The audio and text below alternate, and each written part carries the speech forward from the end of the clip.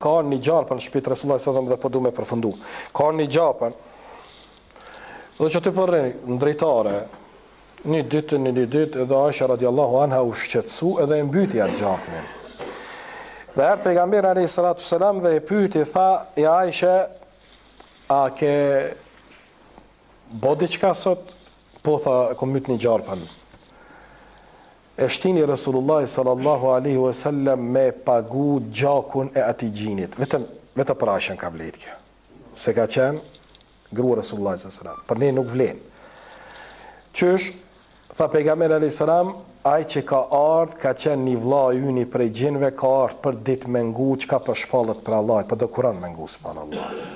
Për ditë ka ardhur, edhe është ndruar në formë gjapin, po vjen edhe po ngon Kur'an. Prandaj për sunetit është, alayhi salatu wassalam është që kur të shihet gjapnin në shtëpi, me i thonë dil prej shtëpisë. Dil prej shtëpisë me emër të Allahut. 3 herë.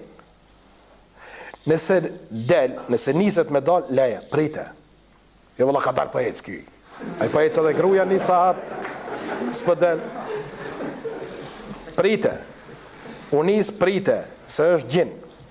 Dhe lalet dele. A i si del ka mundësi mu shandru pas e formën e vetë.